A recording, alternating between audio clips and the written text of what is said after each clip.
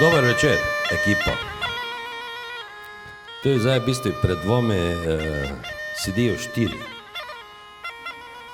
4 personen, ki v bistvu vsakega lepega dneva z Benja na hitro pa se odloča oditi v Srbijo na ekskurzijo, strokovno. Kaj naj da misli, zdaj ne smo mi kao nekša ekipa, ki bomo predstavili nekši klasičen potopis po Srbiji, pa začeli nekaj prebivalcev, pa teda. Mi smo v bistvu imeli namen, kad dejansko gremo bolj iskat poslovne naveze, se pravi skoraj poslovno.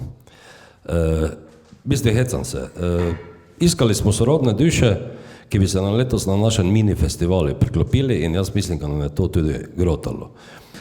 Ogledali se bomo 4 filme z različno minutažo, kar pomeni, v njih je zajeto z glavnem po sklopih, po dnevih, kako smo bili vsak dan.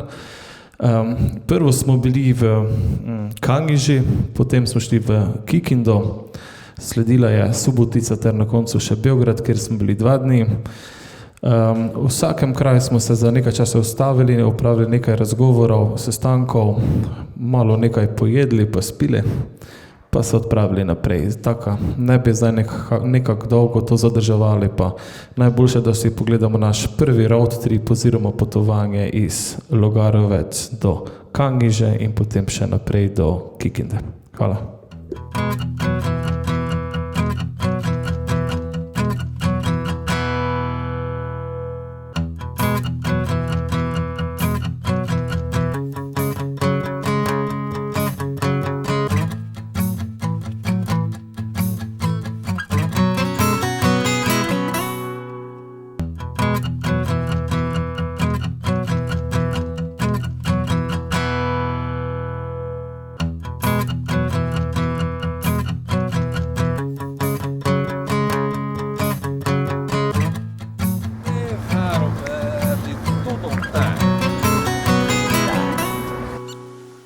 Robi, kaj boš povedal?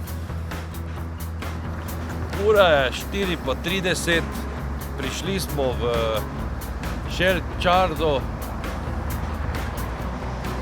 Tukaj smo na Vugorki. Tukaj bomo napravili veliko potreb.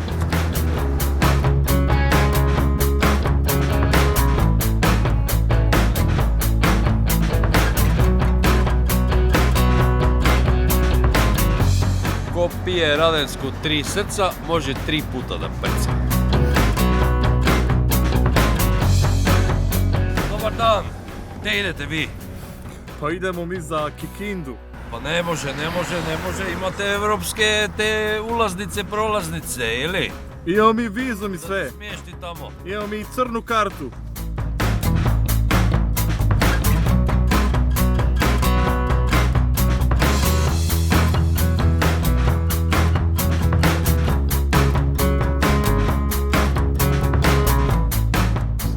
Lepa Kangiža. Pa sad smo u Kangiži na firmi Wienerberger Toda. Da. Pratimo proizvodnju i izvoz. Moram reći da imaju veoma stilsku ogradu i ambijent nam je totalno dobar. Svi na stori to taj gore kamo je vidjeti.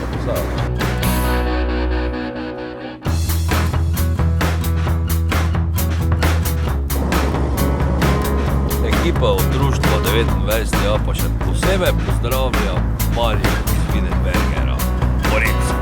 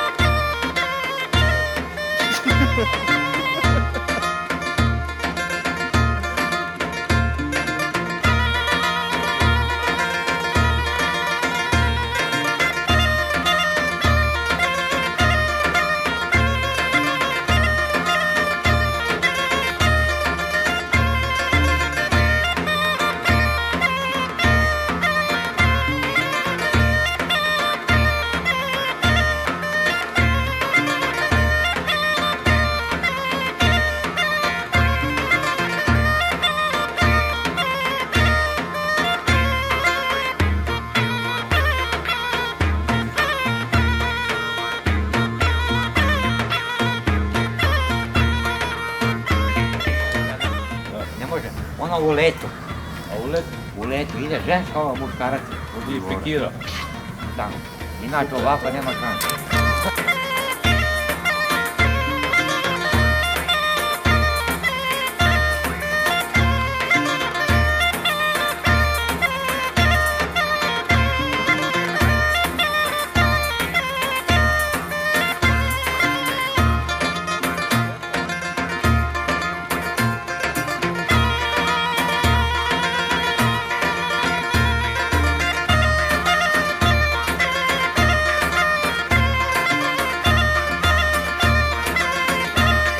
Pozdrav, Mark.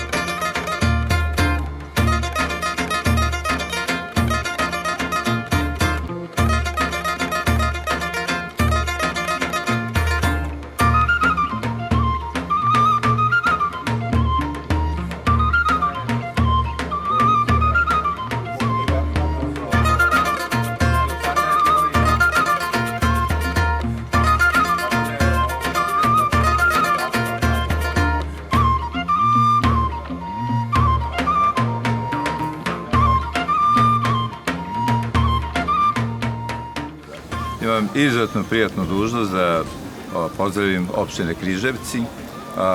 Ovaj pozdrav nije tek tako, bez osnove. Naime, mi smo se malo pre dogovorili da uspostavimo jednu jako ozbiljnu i ubeđen sam plodonosnu saradnju na planu razmene iskustava kada je u pitanju skulptura u teraponu. Hvala majstore.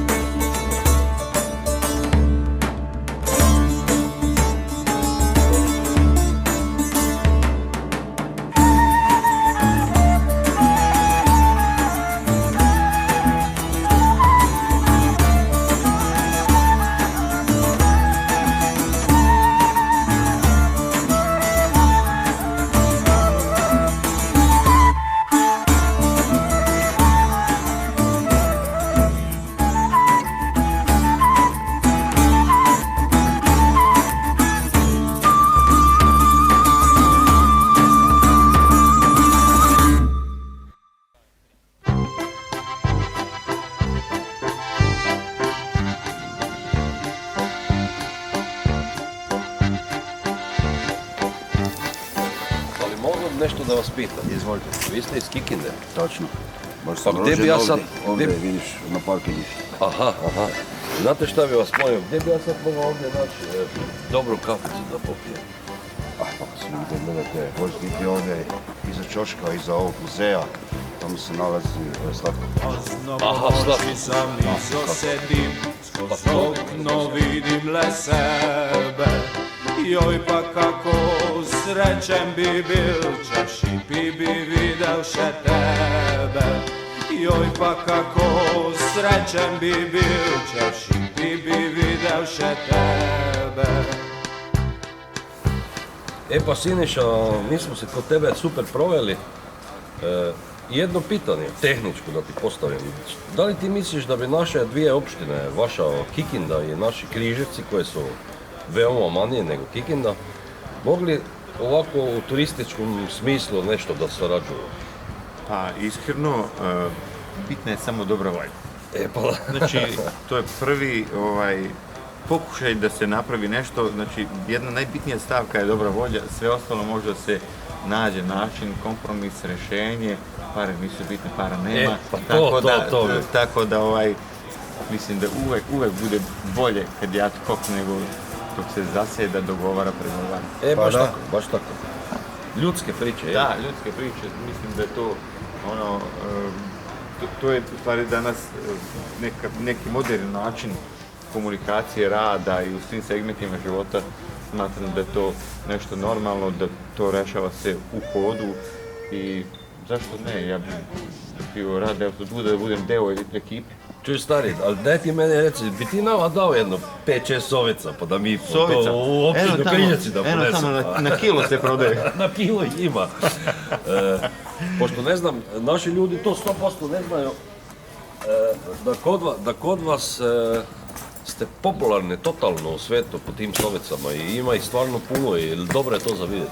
Pa sovica ima, sad je period kada one kreću ka zimovalištu. Sova zimovalište se nalazi na mjestu gdje ste vi bili, Tera. Da. I ima ih između 3-3,5 hiljade. Ovdje u Kikindi u centru grada su na trgu i je vrlo interesantno, turisti dolaze, slikaju, fotografišu i to je jedna vrlo bitna stavka da grad ima nešto što treba da iskoristi. Pa da. Smatram da još uvijek nije iskorišteno, ali valjda će se neko dostati da nađe način kako to da izreklamira, jer ovdje su prošle godine bili iz BBC-a, 15 dana su snimali sove. Kad je BBC ima interes da dođe ovdje da snimi sove 15 dana, onda je to vrlo ozbiljna stavka i treba razmisliti o tome da se to iskoristi maksimalno.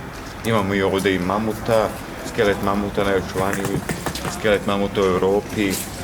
Imamo staro jezero, inače Števančeva Vara, to je nekad bilo gradsko kupalište, predivno mjesto, predivna oaza za šetnju, za nedeljno popodne, izlazak malo, ko hoće da prošeta psa ili da prošetate u večernjim satima ili na kraju kraja preko dana. Pa imamo jedan blandaž se zove, to je veliki park sa starim drvećem preko Slovodje na Staroj, to je za jogging, fitness, tri staza, za to se koristi. Imamo droplju koja se nalazi za 10 km od Kikinde u Mokrinu. To je ptić koji je malo podoban Kao čuran, divlji čuran. Eto, to je nešto tako. Je li dobar za jest? Za pojest je. On je zaštićen. Znamo da je zaštićen, da, znamo, ali malo se šalimo. Ima, naravno, ima svašta u gradu toga, mislim da bi moglo da se naprave neke ture, da se vidi, čak mislim da ni u 2 dana ne može da se obiđe sve to što može grad da prikaže, da pokaže kao nešto interesantno. A na kraju, ako ste Kikinđani, recimo, ako možete s divljim zverkama, pošto sova je stvarno zverka, da živite, ona to ima neki osjećaj da ste dobri ljudi. Da, pravi ljudi. Ne, nego kaže lakše živjeti s divljim zvijerima nego sa ljudima. Jer divlja zvijer, ljudi nikad nisi siguran šta može da te očekuje. A baš na kraju, da li se ti sjećaš ono od Mlačnog Franta, onaj komad? Kako ide? Lidija. Draga vaša Lidija. Lidija. Da, Že dolgo si v armiji. Da, i pominje se Kikinda. Pominje se Kikinda. To je to. I kogo dođe sa tog terena, pominje Lašni Franc i Lidiju. I Kikindu, to znao svi, cijela I ne služio vojsku ovdje. Da, Lidija je bila ovdje u vojsci. Da, možda idemo da potražimo to kasarnu. Pa evo, kasarnu tamo je. Pa možda je bila ovo je to. Ne sam tera pravi Je pravje dalečki gimnaz, viših srci drži se i se povredi tvoj zaročenec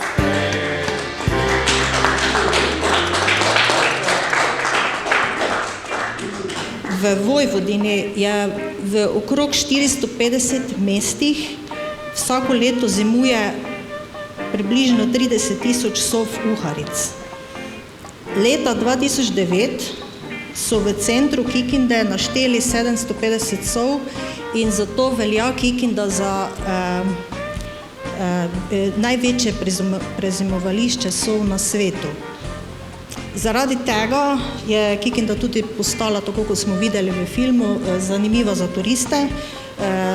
Že v filmu so povedali, da prihajajo z BBC-ja skoraj vsako leto snemati dokumentarce o tem in zaradi tega so sedaj tudi zaradi teh filmov in zaradi ljudi, ki pač širijo to, pridajo tudi razni ljubitelji narave in ljubitelji ptic. Ja, tukaj je Jana razlagala, je v bistvu fest pomembna stvar, ker dejansko na to kvaliteto našega bivanja na tem planetu zvišuje. In kako žalostno je, kdo se voziš po pokrajini, rečemo skozi pomlad, pa skozi poletje, pa te pride jesen, pa nekaj vidiš, kaj več šturke ali nekaj so odišle. Mislim, da so to ene fest pomembne kvalitete življenja, ki se jih mogoče včasih premalo zavedamo, ampak tote životinje ti res lahko lepše od. Slobodan Kojić je v bistvu svojo nekšo profesionalno noto obrnil v to, ker je začel v bistvu delati skulpture v teri. Se pravi, tera je stara 36 let, fundus, ki je prek 1000 velikih komadov, pa ne vem koliko 1000 malih galerijskih plastik smo videli in moramo reči, to je res, to je neverjetna zgodba. V 36 letih je človek doživel marsikaj, sicer je zdaj že krepko prek 70 star, makar me ne videti, vzel si cajt za nos, mi smo se vsega vraga pomenili. Oni, na primer, so še imeli poleg tega, ko so dejansko tirali sceno, ki so speljali tako daleč, kot smo zdaj videli, pa so še imeli politične probleme. Oni, na primer, bijo tisti, ki so, bi rekel, metali Slobodana Miloševića z režima. In glej, to je ne bilo enostavno. In v 36 letih je dejansko zdaj Kumer ustvarjal svoj življenjski, bi rekel, san in prišlo je do tega, ko dejansko iz zapuščenih ceglinc, ki je zdaj toti super atelje, kako smo videli, ko ti le kot skulpturo 3 metre višine spečeš, ko so v bistvu, ko se tu producira, ko so tudi iz Italijan, mislim, ko iz Benetk študentje likovne smeri hodijo, se pravi kiparske smeri hodijo v kin po par mesecev, zato ker bojo v bistvu teko primeren atelje. In Kikinda, kar se tiče velikih formatov, je dejansko svetovno znana stvar. Pa v bistvu pa bi še rekel samo to. Zdaj smo si pogledali pa to je rezultat 36-letnega dela in po tekih letih njegovega strajanja je v bistvu tudi občina in pa seveda kulturno ministrstvo Srbije spoznalo, za kaj se tu gre in zdaj dejansko smo pristopili totalno na pomoč in videli bomo renovirano kasarno, gdje je iz cajta Marije Terezije, se pravi, prete tu bila ena menaža kujska, v cajti vojne so notri shranili tanke, zdaj bomo videli, kaj se tu spremenilo, se pravi, fundus, kjerega smo predvideli, so zdaj delno prenesli notri v to novo zgradbo, se pravi, kje je stalna zbirka notri. Hvala. Muzej Tera, koji zaokružuje 26 godina umetničkog stvaranja i aktivnosti Centra za likovnu i primenjenu umetnost Tera iz Kikinde, otvoren je danas 5. decembra. Stalnu postavku muzeja čini odabir dela iz fundusa simpozijuma Tera i predstavlja suštinu likovne manifestacije, a ujedno i donosi prikaz domaćih i svetskih tokova u domenu savremene skulpture od 80. godina do danas. Muzej Tera je sasvim poseban. Ovo je otvaranje novog muzeja to se nije odavno dogodilo. Srećni smo zbog toga veoma. Projekat takođe uključuje i aspekte zaštite kulturnog nasleđa i naravno savremenog stvaralaštva. Novootvoreni muzej Tera predstavlja autorski projekat vajara Slobodana Kojića, koji je i osnovao internacionalni simpozijum skulptura u terakoti Tera. Ovo mora biti otkućna daska za daljnu gradnju brenda Tera. Tera u svom potencijalu zaista ima enormno veliki materijal i živi bili i videli, uskoro će ta eksplozija u smislu pojma Tera da bude prisutna. U fundusu muzeja nalazi se jedinstvena zbirka umetničkih radova, gde je predstavljeno više od 1000 skulptura u terakoti, velikih i galerijskih formata. Izloženi radovi su umetnička dela više od 300 istaknutih umetnika iz celog sveta, koji su učestvovali na simpozijumu skulptura u terakoti Tera u Kikindi. Sve nastale skulpture od otvaranja muzeja bile su postavljene u dvorištu nekadašnje fabrike crepa. Međutim, drugo je galerijski prostor. Znači, savremena umetnost je preživela zahvaljujući što su određene artefakte iz prirode stavljali u galerijski prostor i onda ih proglašavali kao umetničko delo. A sad kad vi imate umetničko delo pa ga unesete u galeriju, on dobija jednu veću dimenziju. Zgrada muzeja Tera sagrađena je 1894. godine i nalazila se u sklopu nekadašnje Kikinske kasarne i tada je bila u funkciji manježa. Od 2012. godine, kada je grad Kikinda postao vlasnik zgrade, započeti su radovi na rekonstrukciji i adaptaciji objekta. Kada imate jedan jedinstveni objekat, dakle sam objekat koji je, kao što znate, jedini takve vrste trenutno u svetu, koji je pretvoren u muzej, koji je opet naslonjen na simpozijum Tere, koji je jedinstven u svetu. Dakle, kada ste prvi u nečemu, svakako da je to jedan veliki magnet za sve one koji dolaze u naš grad. Nekadašnja zgrada manježa pretvorena je u muzej Tera zahvaljujući finansijskoj podršci grada Kikinde, ministarstva i pokrajinskog sekretarijata za kulturu i informisanje. Z tega zdaj bomo zelo na hitro videli pa Arpada v akciji.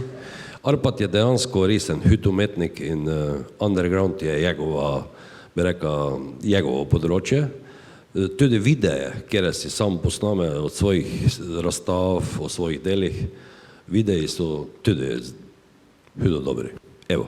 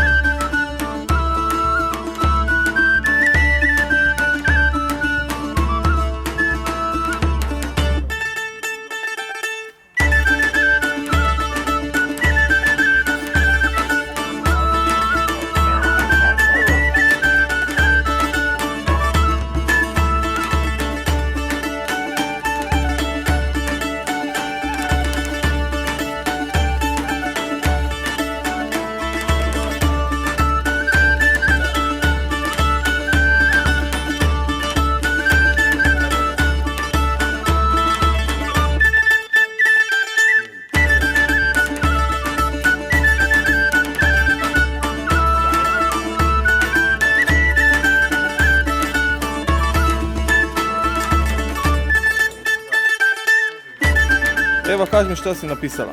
Došli goste iz Slovenije. Super.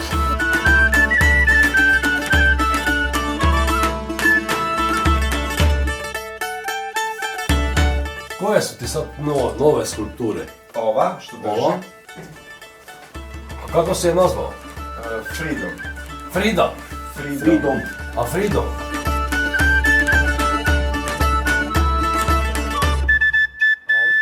Jer ona kad je postavljena pokazat ću ti kako imam fotke, znaš, ona ima svoje postoje kao da lebdi. Super. I kao da se otkačinje od mašinerije, znaš. Da se otkine. Da. Jeli Arpade, šta kažeš ti, bih ti hteo da budeš naš gost iduće godine na našoj koloniji koja se naziva Repanonija i koja polako prelazi u mini festival? Hteo ti da dođeš kod nas sa svojim skulpturama i sa svojom životnom pričom u vezi bojarstva, kiparstva, po naše, pa da nas se predstaviš u našem maloročku. Jurek, kao prvo ja tebe cenim i poštujem kao čovjeka i ti ako me zoveš na jedno egzotično mesto kao što si mi sad ispričao, ja to ne mogu da odbijem. Meni je izuzetno drago što mi pozivaš jer ja obožavam alternativu i underground scenu i tu ću ja uvijek da podržim. A trebali bismo, evo, pitat, Eva, da li ćeš ti pustit tvog tatu da dođe kod nas u Sloveniju za par dana? Češ ga pustit? Ti neće nedostajati. Hoće, ali ćeš je zdržati, jeli? A Kerovi? Elza i kako se zove ova druga? Buba. Buba? Pa valjda će izdržati par dana, ili?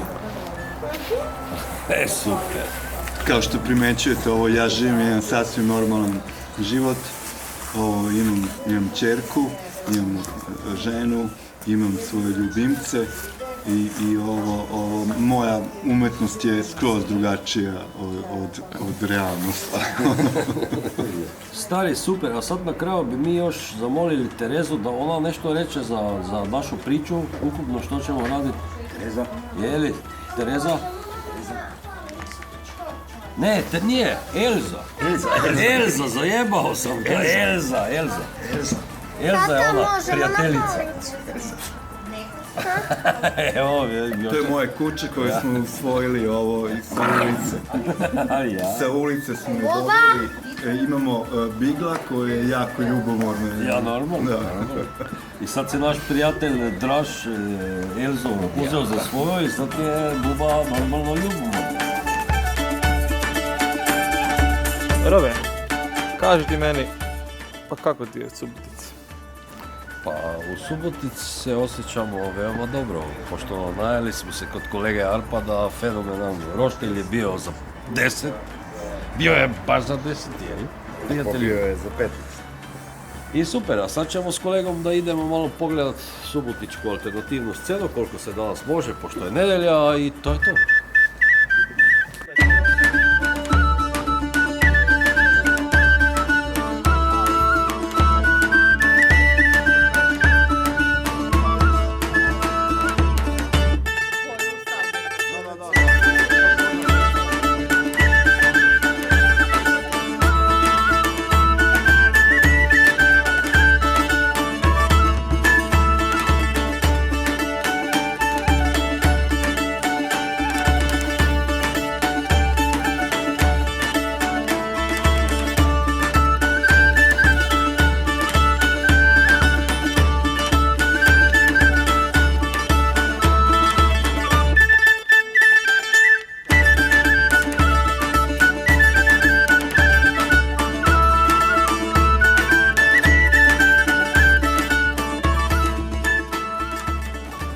Zdaj pa še ponašam malo direktno iz Subotice, kar primer dobre prakse. Si lahko tu pogledamo za nami, kaj je v bistvu velen urbanen del, se pravi v centri mesta Triv ostalo. Jaz mislim, da bi to pri nas mogoče tudi mogli malo razmišljati o tem, kdo podiramo dreve, ker zdaj je ceta redna praksa, tudi se s tem bori. Pogledni si pa si zamisli to mesto, kaj je bilo brez to. Kaj bi rekel ti majster, ki si s tega paha? Glej, prijatelj, žalost, če njega drevja. Se pravi, kaj bi mi je skupno reklo, žalost mene premaguje, kdo gledam bike, kako dreve podirajo, ne? Točno. To je bilo direktno iz Suplice.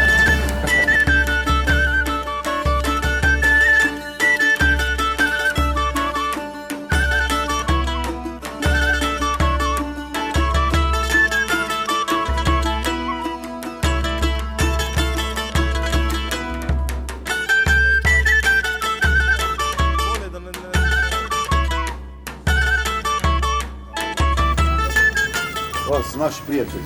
Evo, Demolition Group. direktno iz Subotice, naša grupa Demolition Group.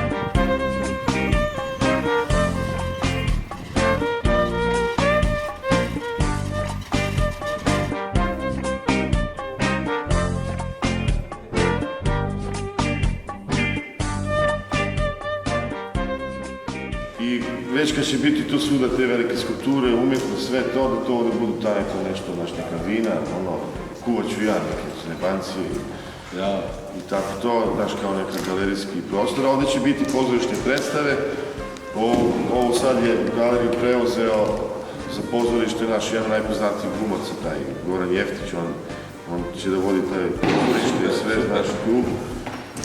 Kabare, znaš, tako to. U stvari to proleća bi to trebalo da bude kako treba.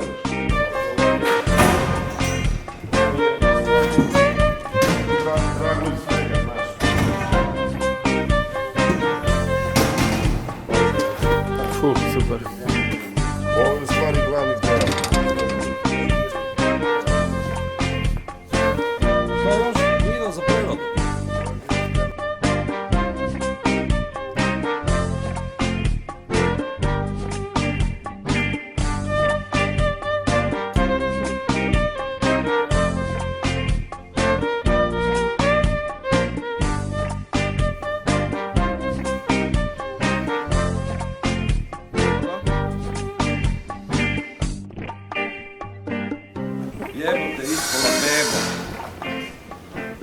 ovdje da je stavimo.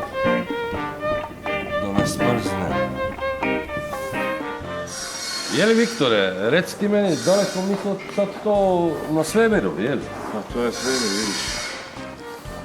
Kod nas se kaže luno, kod vas. Pa, van sebe, kod nas se zove van sebe. Van sebe.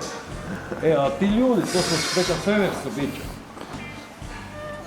Pa ovo sam radio za proljeđi, to je to isto, te dve i ovo, to je neka familija tih vanzemalja što su bili. Ima li neka imena svoja? Nemaju. Ja ih znam samo kao porodicu. I to su bespolna bića i muško i žensko izmešano. Da. Unisex. Da. To je prilično. A vidim tamo ima neko svemirsko plovilo. Time se vi vozite ovdje po svemiru, jel? Pa, ovo je sad tu postavljeno za ovu predstavu Kralj Ibi Gorana Jeftića.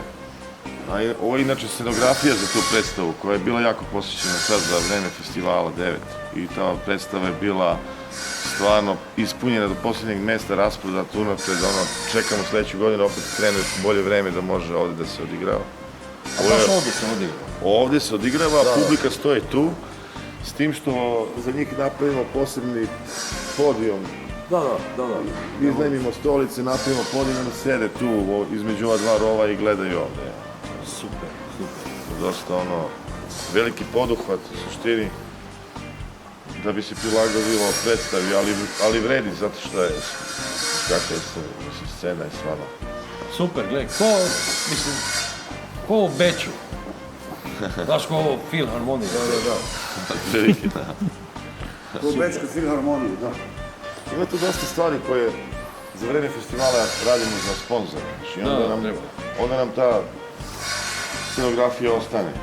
Praktično i njima je bolje, ubedili smo ih da je bolje da svoje proizvode promovišu kroz neki art, nešto kreativno nego kroz neke klasične forme kako su oni navikli i njima je već muka od samih sebe kako se predstavljaju. Tako da je ovo neki izlet i za njih i zanimljivo je. Tako da nam dosta te scenografije posle festivala i ostane, pa je onda prilagođavamo drugim stvarima. Super. Reciklaža. A reci mi, ovo mi liči malo na temu Alan Forda, ili? Pa to je isto rađeno za jednu firmu, kako se zove, samo što je to deinstalacije za tu se sedi pa se onda ovo okreće nogama i onda se koliko brzo okrećeš toliko se brzo pale i gasi svetla tu. Samo što mu sad fali mu akumulator, jel? On ima tu ovu spojnicu, ovo je prekidač, znaš, i onda kako brzo okrećeš tako blinka. Super. I to je isto jedna od tih stvari što smo radili za sponzore i to. I to je dobro što onda ostane, obično neke nešto naprave, bace posle, ne, izgubi se trag. Da. Ovako večno ostane. A ovo? Ovo su ti... To je beba. Žena, muž i dete. Ne, žena i muž su napolju na zemlji, prošli smo pored njih. Aha. Žena i muž su napolju, ovo su neke odrasla deca, a ova beba je nastala nekako... Ne znam ko je s kim imao odnos, ali eto, na putu je bila beba. A lepa je beba. Beba je opet spoj nekog humanoida i nekog vanzemaljca. A zato se misle da su oni porodice. Da. A tu unutra se stavi, unutra stavi bebu i onda... Da. A dobro, to je jedna moderna... Jako dobro. Moderna stolica za bebu. Jednom sam daleko što mi je bila kola od galerije, znaš, pa sam morao 1 kilometar kroz grad idem sa ovim, kao ludak. I? Pa kao ludak. Svi su mislili da sam, znaš, ali to su... Glupo je da stojiš sad da objašnjavaš svima, nego samo prođeš. Ideš svojim putem. Često kad vidite nekog ludaka ludaka na na ulici, nemojte misliti onda je lud, možda čovjek... Znaš da imamo nekih 30 ovakvih nekih kulisa i da idu svi po gradu. A onda snima neko. Ovdje pravimo jedan veliki brod. Ovo će biti kanali Amsterdama. Ovo je jedan kanal Amsterdama i tu će biti jedan brod na kojem će biti izložbi i jarbol ćemo da izbacimo van krova, skroz gore. I ovako je bušan, ne smeta mu još par rupa. A sa one druge strane sadimo žitne, pravim neku veliku instalaciju žitno polje Van Gogovo, ali kroz neku našu prizmu, kako neku baš prostorna instalacija, to će biti ta desna strana, a ova leva će biti brod. Dođeš, popiješ piće, pojedeš neki silić i pogledaš izložbu, to samo još mora da vidimo koji će umjetnici tu da budu tada. I svemirom te zovu? Zovu, sad ćemo da imamo koji je svemir. Pa meni jeste, ali to je baš to. Treba za svaki nepoznati broj napišem svemir. Molim.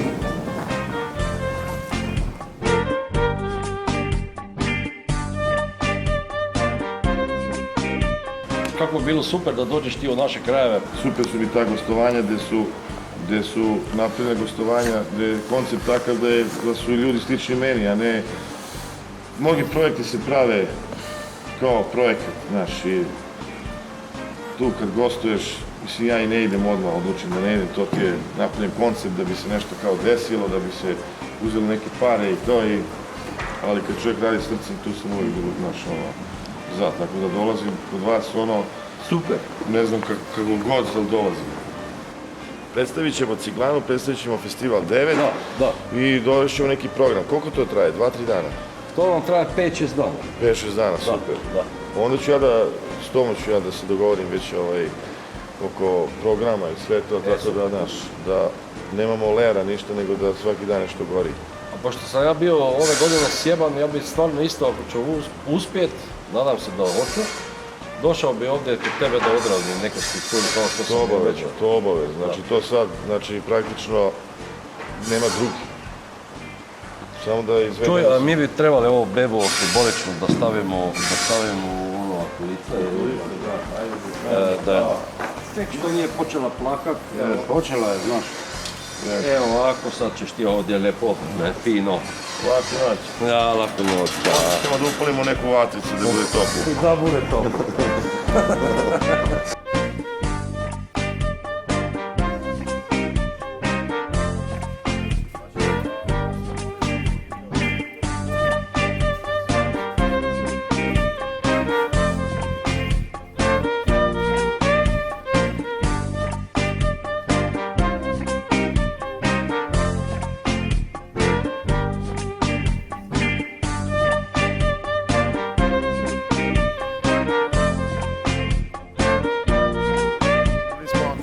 Prošle godine smo imali 2 benda, svaki bend je po 60.000 evra koštao.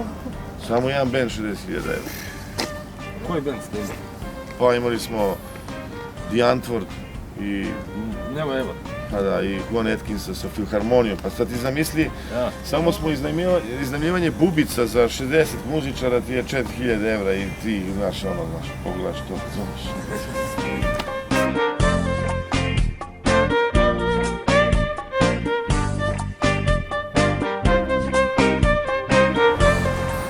Dobar dan, uživo iz Ciglane. Zdaj vam po naše povedal, društvo 29, jaz se Jovo iz Ciglane, spoznali smo Viktora, spoznali smo njegovo sceno. Huda življenjska zgodba, ki bomo spremljali v bistvu skozi njegovo delo in tudi letos smo ga povabili, mislim drugo leto smo ga povabili na naš festival. Hvala. I vama puno hvala.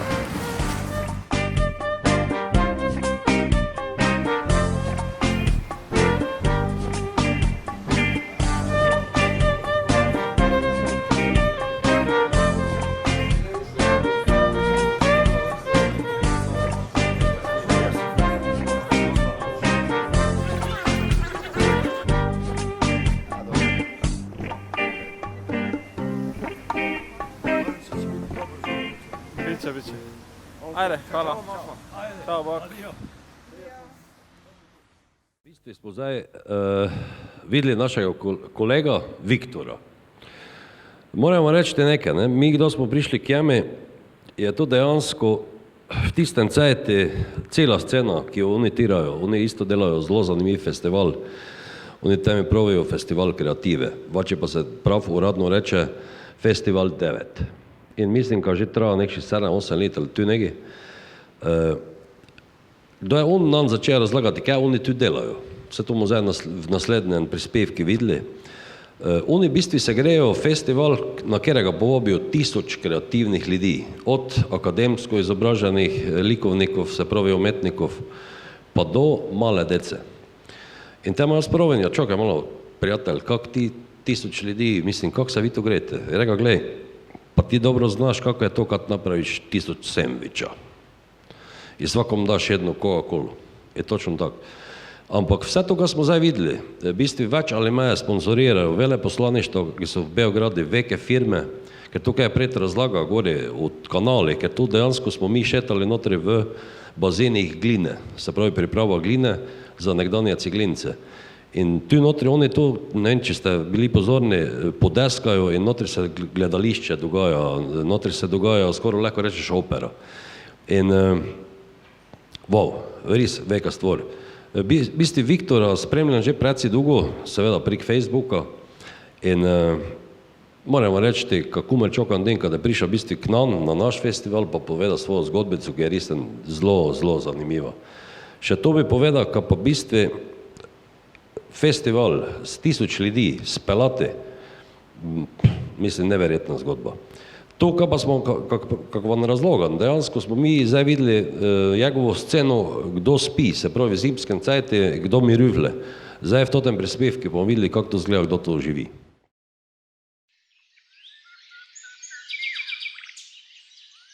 Devet je izlaz za nas umjetniki.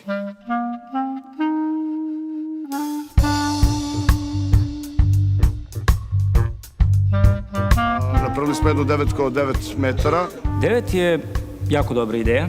Predstavlja veliki umetnički poligon. Je toliko autentičan i jedinstven da ne može da ne ostavi utisak na posetioce. Zeleno, uvijek za par stepeni niža temperatura nego u gradu. Nema buke, nema frke, puno kreativnih ljudi. Umjetnika, kipara, vajara, dječjih zborova, akrobata, cirkusanata. Svi kreativci koji su došli stvaraju non stop svih festivalskih dana. Festival 9 je između ostalog baš i pružio priliku takvim ljudima da stvore nešto, pokažu nešto. Svako na najbolji mogući način sebe predstavlja ovdje i predstavlja se bez bojazni takav kakav je. Mislim da je ovo pravi način da umetnik izađe iz svoje sobe i ode u svet. Da festival prvog dana i zadnjeg dana izgleda totalno drugačije. Zapravo se stvara jedna kreativna kolektiva.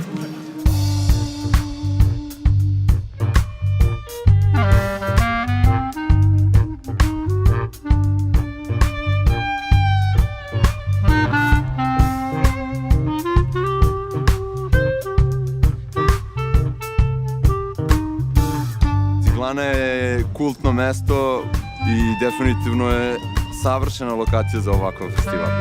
Jedno mjesto onako kao jedna mala oaza u Beogradu. Velike skulpture od 3-4 metra imaju svoj dom ovde. Kad dakle od nečega što nije umetnost odlučiš da napraviš umetnost tako što u prostor uneseš artefakte umetnosti, onda je i to nekakav umetnički čin. Prostor je nadrealan. Socijalizam je renesansa.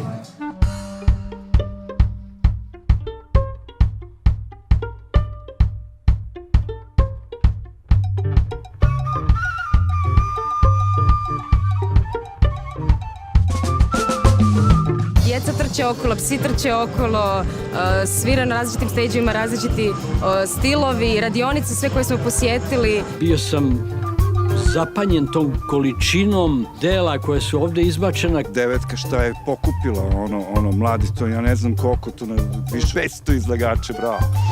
Ovo sjajno. Posetilac postaje umetnik, gde umetnik postaje organizator i gde organizator na kraju postaje posetilac. Taj moment, ljudi koji dođu da doprinesu, to je ono što me definitivno vozi.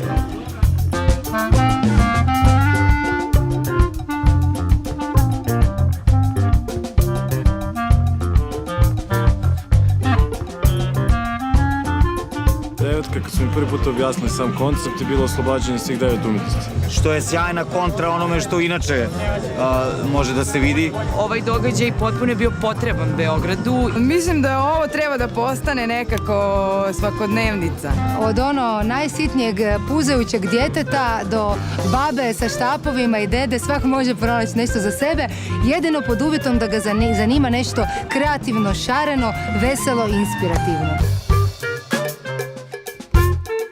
Umetnici maštajte, maštajte i maštajte i maštajte. Dođite na 9, pokažite šta imate, podelite svoju energiju i stvarajte dalje.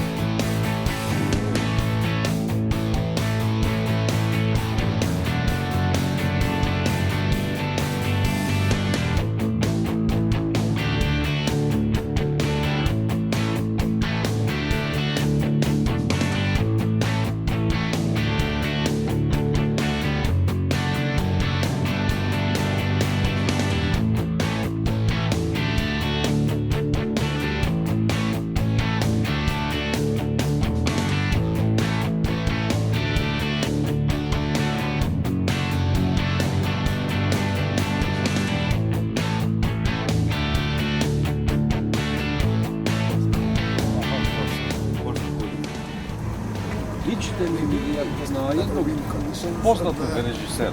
Da.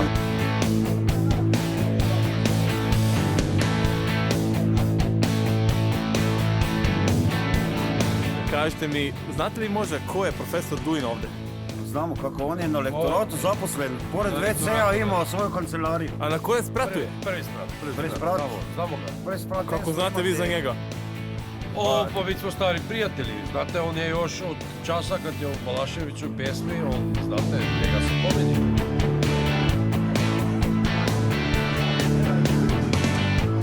Je, super je. Baš je bilo lepo, mislim, bolje nego prethodnih godina, sljedeće će biti još bolje, tako da nadam se da se vidimo. Mislim da ću se mu sigurno vidjeti. Zanima me, može li neka suradnja možda sa našim tako malim festivalom u Sloveniji, kako vidite vi ovo? To bi bilo divno, zaista. Naravno, radujemo se da sarađujemo sa našom slovenskom braćom. Dobro večer, izvidite, molim vas, da li bi mogao ja pitati, koja je lozika za DJ u ovom vokalu? Nikakvom.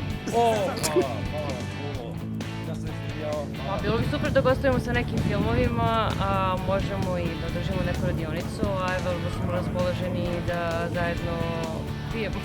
Naravno, može i neke cajke zajedno da otpevamo.